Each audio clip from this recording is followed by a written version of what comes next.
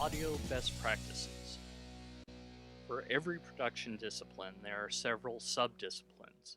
Sound may be the main technology you're good at, or not. Just because you're great at live sound doesn't mean that you're great at live video sound. Just because you're great at studio sound, it doesn't mean that you're great at live sound. Now, I'm primarily a videographer, and so I approach sound from that perspective. I can make a mic louder or mute it, but that's all I can do really quickly. Ask me to set up a projector or edit a video, and I can do that all day. But while I can technically run live sound, others are much better at it than I am. I tell you all that because I might say something that you might disagree with, but I approach this purely from a video perspective. In the equipment lesson, I only mentioned 3 types of microphones. There's a reason for that. In video, we typically only use those 3. To refresh your memory, they are stick mic, a lav, and a shotgun. If you have someone who's good at using a handheld mic and the genre calls for it, you can get great sound with this stick mic like the Shure SM58. If you need to have people using their hands and they're not good at holding handheld mics, a lav is a great choice. If you've got an assistant to hold a boom, or you can use a static mic stand, a shotgun is a great way to go. There are ways of filtering sound to keep it quiet, like using a gate. But a better way to do it is to record in a quiet environment. There are tons of tutorials online on how to lessen sound, but despite what they claim, there's no cheap way to totally soundproof a room. You might not even know that there's a bunch of sound in your room until you record it, but there is. Close your eyes and listen. Okay, are they closed? I myself can hear a computer fan, a door creak as one of my daughters gets up to go to the restroom, the pitter-patter of raindrops on the window, and the rumble of thunder outside. During the day, the air conditioner is often on, or the dryer, or refrigerator, or washer. It's much noisier when you listen than you typically realize. If you can, choose a room to record in that's away from the street.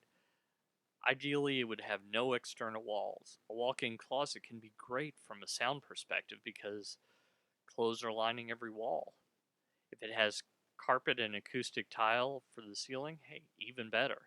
I'm not saying this is the best place to record video, but for audio, it's pretty good.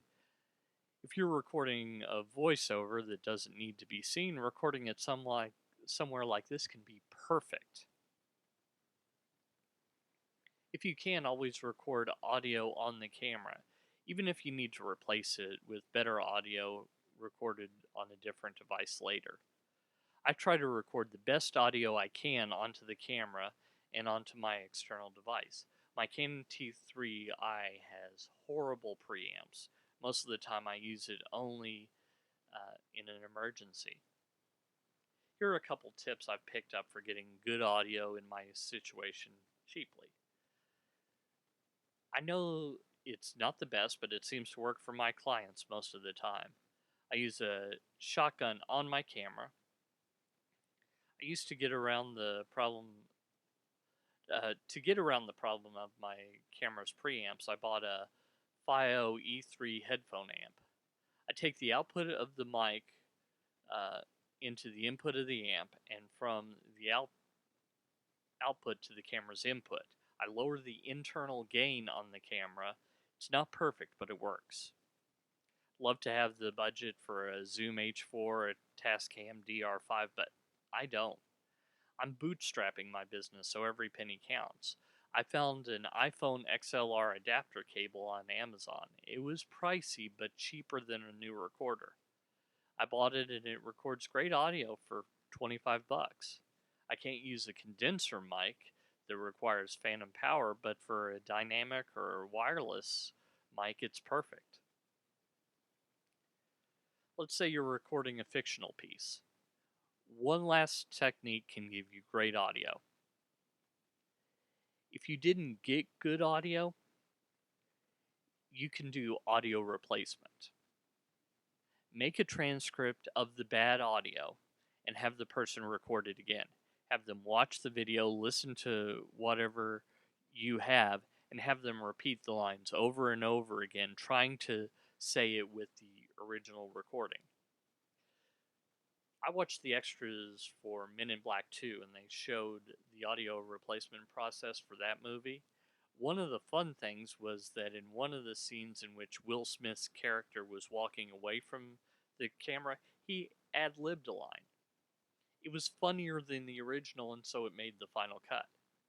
Sometimes, when you fix something, you get something that's even better than the original.